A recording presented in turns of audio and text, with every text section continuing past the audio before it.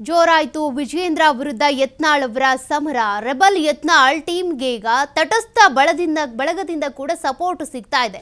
ಇಲ್ಲಿವರೆಗೂ ಕೂಡ ಬಿಜೆಪಿಯಲ್ಲಿ ಒಂದು ಬಂಡಾಯದಂತ ಬಣ, ಮತ್ತೊಂದು ಕಡೆ ತಟಸ್ಥ ಬಣ ಇತ್ತು, ಇನ್ನೊಂದು ಕಡೆ ವಿಜಯೇಂದ್ರ ಅವರ ಬಣ.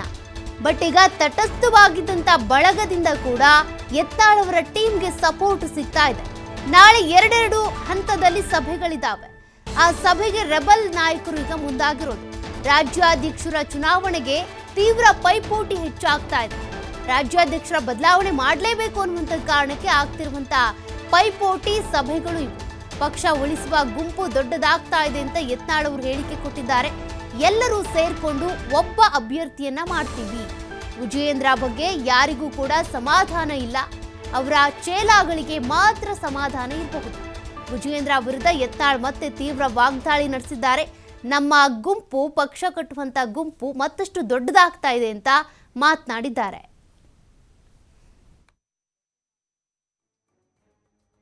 ಸಭೆಗ ಎರಡು ಹಂತದಲ್ಲಿ ಆಗ್ತದೆ. ಪಕ್ಷ ಉಳಿಸ್ಬೇಕನ್ನೋಂಥದ್ದು ಗುಂಪು ದೊಡ್ಡದಾಗ್ತಾ ಇದೆ. ನಾಳೆ ಕೂಡ್ತೀವಿ, ಚರ್ಚೆ ಮಾಡ್ತೀವಿ, ಮುಂದೆ ಏನು ಮಾಡಬೇಕು. ಈ ಅಧ್ಯಕ್ಷತೆಯನ್ನು ಸುತಾರಾಮ್ ಒಪ್ಪು ಪ್ರಶ್ನೆ ಇಲ್ಲ. ಈಗ ಏನು ಯಾವುದೂ ನಾವು ಯಾರು ಆಗ್ಬೇಕು ಅಭ್ಯರ್ಥಿ ಅನ್ನೋದು ಫೈನಲ್ ಮಾಡಿಲ್ಲ.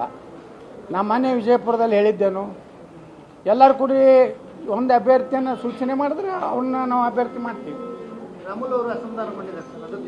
ಎಲ್ಲರ ಅಸಮಾಧಾನ ಅದ ರೀ. ಈಗ ಯಾರೂ ಸಮಾಧಾನ ಇಲ್ಲ.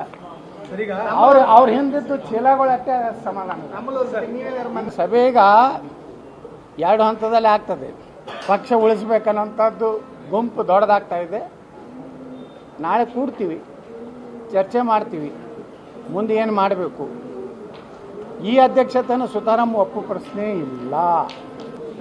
ಈಗ ಏನು ಯಾವುದೂ ನಾವು ಯಾರು ಆಗ್ಬೇಕು ಅಭ್ಯರ್ಥಿ ಅನ್ನೋದು ಫೈನಲ್ ಮಾಡಿಲ್ಲ. ನಮ್ಮ ಮನೆ ವಿಜಯಪುರದಲ್ಲಿ ಹೇಳಿದ್ದೇನು, ಎಲ್ಲರೂ ಕೂಡಿ ಒಂದು ಅಭ್ಯರ್ಥಿಯನ್ನು ಸೂಚನೆ ಮಾಡಿದ್ರೆ ಅವನ್ನ ನಾವು ಅಭ್ಯರ್ಥಿ ಮಾಡ್ತೀವಿ.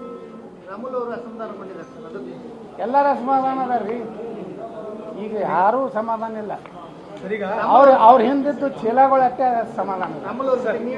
ಸಭೆಗ ಎರಡು ಹಂತದಲ್ಲಿ ಆಗ್ತದೆ. ಪಕ್ಷ ಉಳಿಸ್ಬೇಕನ್ನೋಂಥದ್ದು ಗುಂಪು ದೊಡ್ಡದಾಗ್ತಾ ಇದೆ.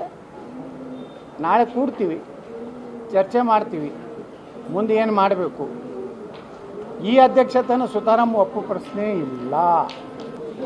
ಈಗ ಏನು ಯಾವುದೂ ನಾವು ಯಾರು ಆಗ್ಬೇಕು ಅಭ್ಯರ್ಥಿ ಅನ್ನೋದು ಫೈನಲ್